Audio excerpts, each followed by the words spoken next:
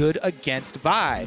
If Cloud9 really want to continue this trend and go with Vi, they might consider banning out, something like the Sivir for bottom lane for Core JJ, because him and Kiwi Kid actually have performed really well in lane as of late. So they take out, something from Kiwi Kid instead, go with the Annie. But the Sivir still remains. And the Jarvan is grabbed. Now, what I will say, though, is as we saw last game, as long as you don't target Sivir, Vida's okay. Thankfully, Xiao gave him a nice shiny Ezreal to two AD carries to go after. Right. Great. There's another option. So they counterpick themselves. That's fine. But, we talk about how as long as High doesn't die too much, Cloud9 does well. Well, whatever. Can't mid with Vi. Who cares? That's the thing. That's a really broad statement. And I know. I mean, people have to look at the actual in-game play. I feel actually like since there's so much pressure from fans and everyone giving High a bunch of flack for dying so much, it has changed his play style, and it's worrisome for me because he's been playing really safe now, which is so unlike High, and you lose a lot of things that he actually gained for the team with his really aggressive play style. And now I feel like, at least last week, it seemed like he played a bit too timidly. But we'll see how it rounds out now, because they have been recouping over the last week with their scrims, going a bit better. And right now, they've got a great team fight already picked up. Maokai with some single target peel for Kalista. And anytime you do have any sort of damage reduction, anything to keep Kalista alive, in those skirmishes, it's going to do great things for Sneaky, who was one of the earliest adopters of the champions, and definitely one of the AD carries, premier player in the world on Kalista. Absolutely. And I actually want to know, just as my own interest, what build he goes for. So he had gone for a Ruin King first last time we saw him play it. Ruin King into Hurricane, I believe. Yeah. I asked Charlie about it. He's like, yeah, every AD carry just has their flavor of the week builds. They don't necessarily have a reason for it. They just sort of build things in the order they think is correct, and it just changes every week or two. Well, Sneaky does have reasons. I was also talking to him, and he really likes the earlier spike of Blade of the Ruin King. But yeah, you're right. Obviously he's tried out all paths with Kalista, so he can easily go with the Runins if they want that wave clear. I do remember a game he played back last year, though, where Lemon told him an item build in the drive over, and he's like, yeah, I'll just go for it. And he did it for the first time ever in a game. All right, though. As we spent a lot of time on Kalista, the full lineup here for Dignitas pretty much already moused over. And this is the combo they went with. So early pick on that Sivir, as I was looking for with Core JJ. Happy to see him on this champion. He's performed really well with it in combination with Thresh. Because Sivir, again, doesn't have her own dash, but the reposition with Thresh as well as her own ultimate and Spell Shield, she can actually do a good job avoiding the Maokai snare. And it makes the teamfight really hard for High. So this is probably going to be a more split-pushing oriented Zed. We have seen some teams actually try and utilize him as far as teamfights go, but I expect Cloud9 to get some more cross-map play going. They usually like to trade objectives more effectively. And go with a split pushing for High. Wow. And Nidalee is the grab here for Meteor. So yeah, the only champion he's won with so far is Vi. Everything else is lost for him, but Nidalee going to be the pickup here. One of the first jungle Nidalees we're seeing in North America. Now, jungle Nidalee is just ridiculously strong, especially on the patch they're playing it right now. So we'll see how early Meteos can take over the game, because when Cloud9 were in their prime, it was all about Meteos' early jungle moves, getting deep vision, completely tracking the enemy jungler. And even though he's going against Jarvan, who's basically top-tier jungler right now, Nidalee can gain such a huge advantage with quote-unquote cheesy tactics of invading jungles early. And in the early stages of the game where there were very few wards and you have to rely on those trinket wards, the surprise factor of Nidalee popping out is really harmful to a team early. Let's see what sort of early lanes shape up here. And the deep wards early, I think, to see if there's a lane swap, are going to be really telling for this one. Because Gnar, with the range ability, does have a pretty good 2 versus 1. I mean, balls on Maokai can sustain fairly well and at least clear at his turret.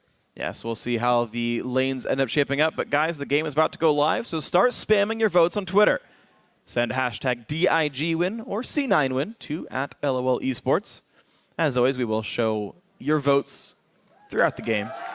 Yeah. Right now, people say TSM. They're not in this game. Your sign is useless right now.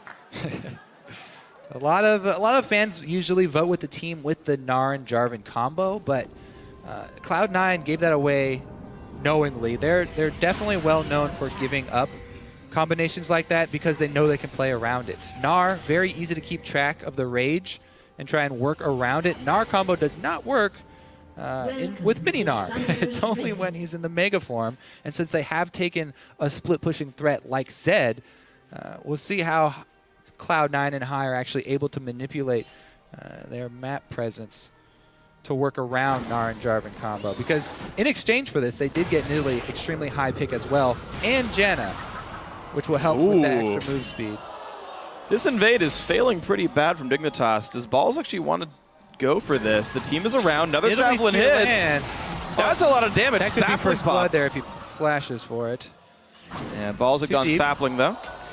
Blocks a javelin. All right, so that is a flash lost by Cloud9 to start this game off. And no deep wards allowed for Dignitas, but they are allowed for Cloud9. All right, let's see. Now, Sneaky, extremely confident in his laning on Kalista, but Cloud9 as a team very, very, very much prefer lane swaps to get balls ahead. And you can see Maokai here, one of the strengths, especially in swapping lanes like this, is that he can easily start this Wraith Camp by stacking up saplings at 1 minute 20, because they last 35 seconds, immediately explode all of the little ones, and then he can either stick around, kill that big one, or immediately teleport him into a lane if there's a quick shove that they see. 2v2 answered top. Cloud9 are aware of it. They saw Sivir run up through the lane, so they're going to stick up there and call this one. As we said, Sneaky extremely confident in his early laning with Kalista. Against Sivir, he should be able to dodge the Boomerang Blade, but not the Ricochet. So for JJ, obviously, going to go with that one early. And they do not get that Targon stack. I think he was leaving that one for KiwiKid to execute. Unfortunate. They do get that one, though. Only one minion lost. Maokai level 2 off of that Wraith Camp. Going to get into lane versus the Gnar. And Maokai's combo, actually, since he gets to go back and buy a bunch of potions after the Wraith Camp, he matches up pretty well versus Gnar fairly early on. All he has to do is work around mini Gnar. Yep. So right now, though, Dignitas have to work around the hook that just lands from KiwiKid. Hard to dodge when you're hooked, though. Yeah. Good boomerang or tornado by Lemonation to prevent a would-be follow-up by KiwiKid. Didn't choose to go for it, but it was there just in case. Good early damage. The Ricochet spam manages to get dodged by the C9 duo lane, so they don't take too much extra poke. Yeah. Sneaky's probably just going to try and farm up here. Level 3, Kalista does get a large boost in power, but KiwiKid is the one with the playmaking support right now. Sneaky fine with farming up as well. Meanwhile, here comes Meteos, as expected with the Nidalee. She can stay really healthy in the jungle because of the snare with her traps, as well as the spear. And it does not have to go for an early back. Now he's got his sights set on Shifter. If he lands... Ooh, good dodge. A little bit of poke. Yeah, and he can stay in bully. Oh, wow. Oh, right, he's ranged, yeah. That's it. Yeah, I forgot. I was like, oh, he's under turret. Just kidding. She is both ranged and melee. Oh, look at this roam here from the top side. High and Meteos were starting to head up there. High going to stick around. Now, the other thing with Nidalee is you can also lay a bunch of traps in the brush that are leading up to your lanes. So with especially blue buff, Meteos can gank, then lay a bunch of traps in the brush that he thinks Cloud9 will travel to, and it gives High a bit more protection in the mid lane, which, as we said, very crucial for this team. You protect High, you protect your shot caller. If he starts tilting in lane by getting behind, then the whole team suffers, and Meteos has to take over with the shot caller. But he's doing fine with the Zed, big CS lead, some extra bullying there, and some confidence for Meteos. Securing High, very strong early game. And you can see Cloud9 starting to be concerned about what just might happen with this Jarvan. Tornado went through the center brush right there. Elimination didn't get any gold for it, and Cloud9 wasn't there, but they have not seen this Jarvan in quite a while. And as their lane starts to push out, they've got to be concerned about the gank paths. All right, he's got the Raptor buff. He knows his gank is unseen. And he places the ward, prepping for for the aggression first, because very dangerous. If you EQ into a lane to try and close on a laner as Jarvan and Nidalee is there for the counter gank, you're a sitting duck. That spear lands, you guys will get destroyed. Look how far back High is playing, though. He knows he's got no ward coverage. Walks a step forward, Cloud9 shows himself, gets nothing. Not only does he get nothing, but he reveals to a Nidalee his position. Thankfully, he placed this very common ward nowadays around the mid lane. So he sees that Meteos is coming right after him. Ping down bottom. Ooh, good play. Spell Shield does the same, though. CoreJJ not taking much damage. The duo lanes just trading close to equal. Small CS lead for Sneaky. So far, the fan vote has been accurate every single game so far, by the way. So you guys on Twitter, stepping up. They've been very sneaky. Oh! Hold on. Great hook, great play. Sneaky down to 300 health, but wants to re-engage in this one. Yeah, he's trying to get the best out of the trade. Even on the losing end of the trade, you can see the really strong AD carries. Try and get as much damage on the exit from the trade as you can possibly get without overextending yourself. Ooh, bit of a bluff right there. Oh. So, I do definitely condone going all in on a level 4 jungler. Just a little bit of a misstep there, though. Careful, though. A lot of health. Sneaky forced to summon a heal. Exhaust comes out as well. The flash of CoreJJ. This duo lane's working real well for Dignitas. Repeatedly now, these guys have really stepped up the last couple of weeks. They have the pressure. However, if Sneaky is able to work up here, he can easily just go back at a Cutlass buy point rather than have to wait for an entire BF sword with Kalista. No ward coverage at all. Sends out the scouts. They saw him. Ooh, wow. No, you saw nothing. They pinged like mad right there, but Meteos sees something. Nidalee is a goodbye.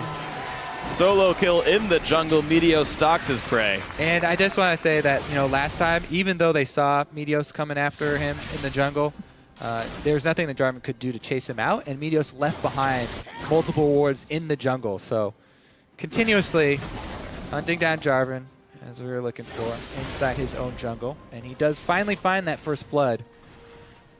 We'll see what item path Meteos goes for. Some Nidalees have actually started avoiding going with the early tier. And Zed doesn't necessarily need the blue buff. It does benefit him. But Meteos could easily hog those if he wanted to go with a bit more greedy of an item path and get an earlier power spike to continue to make use of his lead over Jarvan. Just go some more straight AP. Yeah, it might be the path next. With First Blood, he's going to have a lot of money to buy items with. Immediate He's probably going to go, fully upgraded jungle item. Yep. He is a very, very strong force. And you can see the deep wards here coming from Dignitas. Going to try and keep tabs on him. We'll see him when he goes for that blue buff. He got himself a ward as well, but right now Dignitas trying to rely off these recall timings to sneak themselves a dragon here. They did swap their duo lane back to the bot lane after the initial trade with a BF sword. They look to push a different turret down to get the dragon forward as well. Very nice move there. Recall the BF sword, show bot, get a dragon. Yeah, so they called the lane swap. The thing is, they're going to get bullied, pushed in pretty hard up top here. You can see they already forced Gamsu off of that top turret because he doesn't have a lot of defensive ward, and High already threatened to move up from the mid lane. So it actually wasn't too bad for Cloud9. They don't have to fight the Sivir with a BF sword compared to just a Vamp Scepter here and some attack speed for Sneaky. And they actually get to trade an early dragon for a top turret, which is a great trade. So even though Dignitas are the ones who make that call and they swap over to get this dragon, Cloud9 actually not very disappointed with the move. You know what's actually crazy about this as well? Is Gamsu's first recall was Hex Drinker and then fought an AD lane right afterwards. He bought all this magic resist, expecting to fight Maokai, but that was actually never in the cards for Dignitas here. I mean, I feel like they focused on that dragon a little bit too early. We'll see, though. It might pay off for them if they can stack it, using the repeating cooldown. They have the exact timer. Cloud9 can only guess Yeah. Try and look at the enemy. Try and look at your enemies constantly and check when they have that buff when it first appears, and then sort of estimate the time of the dragon. Yeah. I want to see if Dignitas can actually pressure the bot lane out. They're 2v1ing with a gigantic item lead. They're facing Catalyst Maokai. Can they pressure that turret down and equalize that score? It seems like it should happen. Yeah. For Dignitas. Balls pretty much just has to play around the hook. He's spamming his AoE spells, just trying to clear the waves. And he's doing a very good job of defending that bottom turret 1 versus 2. Uh-oh, there's a ward God. there. In comes Meteos. Nice hop over the wall, though. That was Meteos' flash for that honor. So, Dig gets away safely. No pressure in the bot lane, though. It looks like these guys got pulled back somewhere else. Yep, they got pulled up to the mid here. So that means Balls gets free time to farm down there on Maokai. This Maokai is getting a really easy route up to his Rod of Ages. He gets clear away a ward with no one against him, so a lot of that goes away. The Kalista Sentinel's also ensuring that there's really no good gank paths available into the bot lane either. Sneaky now, able to complete the full Cutlass, and he is going with the Blade of the Ruined King build once again. Has been his preferred route for a little bit now. Able to get the earlier spike, as well as more 1 versus 1 potential. And we're going to finally see CoreJJ put back into the bot lane. Back for a pickaxe. Still got nothing done with his initial 1v2. The other thing here, you can see the Cloud9. They really wanted to use this Zed split push for high, so they're already bringing it into action. And they swap him up to the top lane and bring their AD carry and support mid, where they can actually start to help Meteos control jungle. This is always really strong. When you can bring your support to the mid lane and your jungle's already ahead and you're on something like Nidalee who can continue to pressure the enemy jungle, it helps so much, especially since they already have the tether here for elimination.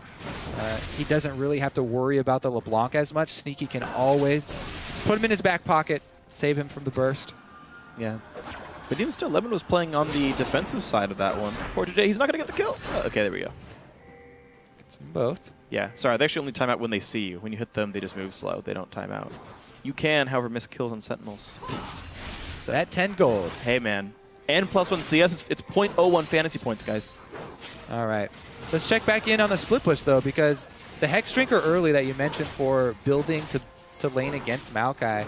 Once again, Gnar not going to lane against Maokai. They've swapped the Zed up to the top. High can actually kill him in mini form. Now that Mega Form's popping, though, definitely don't want to go for that all in. Plus High, probably going to want his Brutalizer before he really wants to assassinate anyone. Cloud win. Mega Gnar. Shadow used. That is the signal to go in.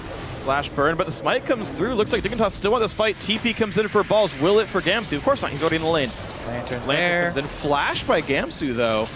Takes the Javelin. Meteos. So threatening. Doesn't want to go into 3 people.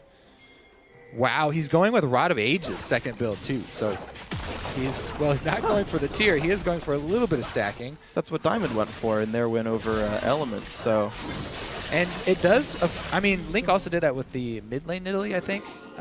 2 games ago, yeah. Not today, but last week. Yeah, and it gives you a little bit more health to jump in when you do connect with the spear. But see how it works out for Meteos on the jungle Nidalee. There's the play of the Ruined King completed for high. Actually not stopping at Cutlass and going for the Brutalizer early. Yeah, I'm not sure on the reasons behind those builds. I see them kind of differ a lot. He had exactly the right amount of money, so that's a good reason to do it. Yeah. I see a lot of Zeds really try and prioritize the early Brutalizer. I want to say Ruined King's better when you're splitting against a tank. Someone who's going to have a lot of health and a lot of armor, which diminishes the value of Brutalizer. It's also a bit safer when you get collapsed on, because you do have the extra slow and speed boost to try and escape. So since he's starting his split push so early, Blade of the Ruined King, a bit safer option to complete. And again, they swing him down bottom. He's going to get pressure on the bottom turret while they feed all of the mid lane CS over to Sneaky. Try and get him up to the second item. And that means all of Cloud9 is here and available. Balls does not have teleport, so he doesn't go top lane. He stays in the bot side with his team. C9 not willing to give up Dragon number 2, it seems. But they're already pressuring out in the bottom outer turret. This is a very great, clean, quick pickup by Elimination Balls and High down there. They share the local gold on the two of them. Dignitas, maybe they'll push mid for this. Yeah, it's a really good decision to push mid. That's where they had their giant amount of wave clear here, pushing it in very quickly. And Cloud9 just trading objectives, as we see from them a lot. Wow, they back off from just Sneaky and a flanking Meteos. Oh, there's the engage, though. Can they pick up balls? The root's going to land on him. Kiwi in the front line puts the box down. No real engage from High, but Kiwi forced to flash away. Exhaust on High for nothing. He didn't even ult on this one. Cloud9 need to kite and throw more spears. They need another spear to connect before they can do anything. They saved mid lane. To scare Dig. They forced 2 ults. They forced an exhaust at cost of a heal of Sneaky, basically. And Lemon, I guess, ulted too. So actually a reasonably close trade. Nice spell shield by Core JJ. Mid lane, though, pressured by C9 now. It's that turret taking damage. Bot lane outer, by the way, already died here. So C9 out-rotating right now. Not choosing to stay for mid lane just yet. Too much risk for them. And once again, it's the conceptual gain from Cloud9. They give away Gnar, Jarvan on purpose, and then have split push. They take the Zed pretty early, mid-draft, and they try and work Dignitas across the map. You know, force them to make these difficult decisions that Cloud9 are known for forcing their opponents to make. Now they can keep it up, though. They got the really big cooldown out of the way, which is Sivir Ultimate. That's Dignitas' biggest move here, is Sivir Ultimate and flashes on their Gnar Jarvan combo. There is one big risk, which is the fact that there is no ulti up for Lemonation right here. If the fight starts, I don't think they can really stop it here from Cloud9. Will Cloud9 want to start it, though? The answer so far looks like no. Meteos and Sneaky will claim themselves the Dragon. So 1-1 on Dragon, C9 3-1 on turrets. Big lead for them. I mean, the call was made. You kind of seem like, oh, why did Cloud9 force that Dragon? They're the team that's supposed to be pulling Dignitas across the map. The reason is that, once again, they're paying attention to the bar on Gamsu, and he had just exhausted Mega Form, so they know they have an open window here, and they work around that. They know that this Dignitas team really relies on either Sivir Ultimate or flashing in to get this Gnar combo off. If the Gnar and Jarvan combo cannot lock down their backline here, then they can actually even go for these neutral objectives. And Cloud9 take the window, capitalize, and get it uncontested. Well done by Cloud9. They are winning by every measure you could think of in this game. Even every, not quite every single lane, not just yet. Almost every single lane winning in CS as well, so. Great start for these guys. Looks like Hurricane will likely be the next pickup for Sneaky. My guess off that dagger. Yeah, definitely. Could be a Zeal, you don't know. I mean, once you've already got the Blade of the Ruined King, yeah, the second attack speed item, not only does it make you jump faster than you can even walk, but also the on-hit from Blade of the Ruined King applies to everything as well. And if they don't get the stun locked down with the Gnar and Jarvan, then she will rip apart the entire team. One thing to think about, though, with Sneaky is the way Hurricane works right now, until all of the bolts hit the target, you actually can't attack again. So you can actually nerf your attack speed by buying a Hurricane, or you can overbuy attack speed once you've got Hurricane, and the extra attack speed will be useless because you won't attack anyway. Ruined King Zertgreaves Hurricane is going to be like 2.1 attacks per second, which is past what that cap tends to be with the Hurricane bolts. And we actually saw that kind of happen to Mash when he went for Phantom Dancer third. Yeah. It actually was a fairly useless item for him. So something that Sneaky will have to keep in mind with his builds. Well versed at working around the attack speed scaling of Kalista, though. And it's always ever so nice to be able to reset that rend. Oh, yeah. Fighting near minions. He's so confident with all of these deep wards that they have on the red side jungle that they can even send their AD carry to split push. I mean, I guess they just had High having to buy right then, so that's why they're not using him. But Sneaky taking up the split pushing job because he was in the right spot at the right time, and they have the vision to cover it. Hard engage, Elimination forced to ult and flashed away. Pretty big cooldown with the flash. But once again, Sivir Ultimate down. And Sneaky's already up to the turret. And look at that, C9 playing a really good job of split pushing. while controlling objectives, controlling when they get engaged upon. They're trading ult for ult, which is very smart. They're not putting themselves in situations where they can be killed until Lemon's ult is back, and they just trade that with Sivir ulti. And Dignitas are unable to force engages in the disparity between those cooldowns. Sivir ult up in 81 seconds, and it's over 100 for Lemonation. There's a 20-second window where there is no disengage. Of course, it's a very small window, to be fair. Yeah. And ideally, Dignitas would like to have Gamsu charge up his Gnar Rage in a side lane and be able to have a ward in position to teleport in. It's so hard to actually coordinate all these things for the perfect engage for Dignitas, but considering that you only have that 20-second window to work with. Thing is, you can even go for it still with Janna having her ultimate. If he doesn't have his flash, if you land the combo on Janna, you can easily lock her down. It's true. Very quickly. And again, just stun her into the wall, and you guys are probably going to be fine. We'll see so if far, though, make that happen. Yeah, not able to pull it off so far. And Cloud9, ever so diligent in their deep ward coverage. Everybody passing through leaves a ward through this red jungle. High making his move down to the bottom lane. Leaves one as well. Meteos picks up a couple more, and Ball's doing his part as well. So over and over again, just wards get, lanes get swept up, wards get put down. C9 happy to play this game nice and slow as they power themselves up. It'll actually take some time until High can one-shot a tank, but super late game, Zed can actually kill even tanky junglers and top laners with his full combo. So Last Whisper going to be a big component of that when it does happen. Yeah, Gnar starting to build that armor. Feels much more confident split pushing against either the Kalista or the Zed. I will say I'm a bit surprised they weren't poking at the Hexdrinker weakness for longer, though, since there's still no major defensive item completions against AD champions from Gamsu. Yeah, so the one matchup we saw with High and Gamsu, High didn't have any deep wards. Ah, true. So. Jeez. Holy moly. He's got his blue buff. So one spear landing on the mage who cannot get life back through life stealing creeps means that they are going to force Dignitas in all 3 lanes, and they get to take something out of the jungle. Just from that one spear landing, they're able to earn another blue steal. And I wonder when Dig can get themselves into some decent footing. They're going to try one more time. Sivir ult up, flashes for both Jarvan and Gnar available. And no flash for Lemon. If they can collapse onto Cloud9 and pin somebody down. Okay, look for High. Presses W twice. One more, he can search the web. But it's going to be a Baron attempt here. Looks like there is Dragon. no vision control. Dignitas are not aware. Beautiful play by Cloud9. They never looked like they were trying to set up Baron, but by the way, they were. They were just warding everything all the time. Kiwi Kid's like, oh crap, guys. Dodge that spear. Nope. Take the hit. Puts the box down. Wraps himself up. Is hunted by Meteos, but nothing doing there. The flash engaged by Ball, so the fight starts. Kiwi Kid goes down. Turns him into yogurt. Now on the backside, Cloud9 cannot do nearly anything to Sneaky. That is a 2 for 0. Dignitas forced to run. Why'd they even try to fight at all? Whew.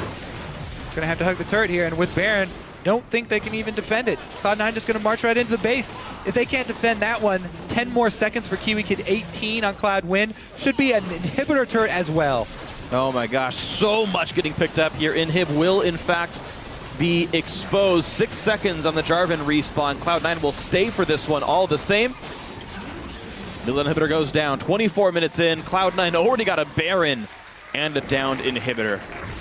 Can't oversay this so much. Like, Cloud9, what they do to you when they're playing against you, not only do they dump deep wards into your side of the jungle. All right, well, let's see here. Because Kiwi Kid goes to check. Now, I guess if you're going to go check if they're doing Baron, might as well wait for the rest of your team. But maybe he was just trying to scare him off. Now this, they have a Mega Gnar, and they have Jarvan. Jarvan jumps in, he gets a Cataclysm down, but look at Lemonation. Even if Dignitas wanted to pull off the combo there, he ults Gnar away before Gamsu can even get in range. He would have to flash and hop to get there in time, and it was just too late. So Lemonation with the preemptive Janna ultimate. It was definitely able keep to Gamsu just away. Yeah, I mean that was key right there because there was going to be a counter engage. Dignitas, Jarvan made the call to go in. He set down the walls for Cataclysm. Yes. And Gamsu was headed in that direction. They were so far apart too. Like Gamsu was barely walking forward at the time. It was actually, to me, and I agree with you that it was great by Lemon. It just felt still a little bit asynchronous. That Gamsu wasn't even in range to hop, right? He would have had to flash. They definitely would have been hard-pressed to win the fight even if they got it off. Yeah. But Lemon Nation leaves them no opening. These are why Cloud9 games are so clean. Tywin tries one more time. Gamsu is available to Mega Gnar, but did he end his own Cataclysm early? And look at this, no engage going to happen there. Cloud1's ult is down, was not followed up by Gamsu yet again. Second time in a row now that Jarvan plus Gnar don't pair up. Pulse tanking some of the Boomerang Blade damage. And now Inhibitor turret number 2 might go down. The flash engage lands onto everybody. Is the fight going to be enough though? High comes into the back line, looks for Core JJ. He just might pop. 2 for 0 so far. Sivir does live, but a couple kills get traded back. Shifter looks for a little bit, but won't find anything. Down goes the Inhib turret. 4 for 1 there. Cloud9 with the gold lead. Just survive, and now they look at the Nexus. 26 minutes in. Holy crap, what a quick game. C9. Maybe looking back onto form. You could say that. Yeah. I mean, this is basically classic Cloud9. They split pushed, they forced difficult decisions on Dignitas, and once Dig committed to a decision of having everyone try and pick off high and go for the dragon, they instantly get the Baron and win the game off of that one Baron. Yeah. Ridiculous amazing. execution from Cloud9. They gave up 1 kill all game, and that was in the game-winning team fight where they dove an Inhibitor turret. Yeah, we finally see a Flash Gnar ultimate. Too little, too late. Sneaky, just ridiculous. His Kalista was already at the point of having a BF sword on top of full attack speed items. So he's easily able to clean up that fight inside the base even. So Dignitas, they found the engage exactly once. They had about 3 misfires before then. C9 played so well at getting away from the attempted engages and just poked, and split pushed until things fell apart. Well-controlled game, right? Happy to give up dragons. No unnecessary picks. And Dignitas, that's a tough loss to take because there's so little you can look at to say, well, what could we have done differently? There's only 20 minutes of the game. I don't know. 3 things happened. Here's the thing. There are a lot of things you can go back to. Remember step 1, when they were in the lane swap, they had the Sivir with a BF sword. Yeah. Kalista had a Vamp Scepter. And they lane swapped down to take the early dragon. Cloud9 do not care at all about the early dragon. That's true. They'd actually rather take that turret. And Sneaky and Lemon easily push in for the turret. And they come at it really ahead on that exchange. That's true. Basically, both times Dignitas committed down to the dragon area. Cloud9 take a much higher ranked objective for it. Yeah, no, you're absolutely right about that one. I forgot about the lane swap. That was a pretty severe misplay. I do love the ward kill that C9 kept up. They absolutely did a better job. And think about Dignitas, right? They used to be running with Crumb for the last year or so, who would pretty much sightstone every single jungler he played. Was one of the few new jungler players as well. Just a guy who put down more wards than almost any jungler in the LCS. They no longer have that player. Dignitas lost their number 2 warder, essentially, and Cloud1 has to make up for that, or the rest of the team has to make up for that. And you saw a big disparity in ward control. And they're playing against Nidalee, the most oppressive jungler right now as far as invading your jungle really early on, and Meteos just destroyed him. Yeah, so absolutely.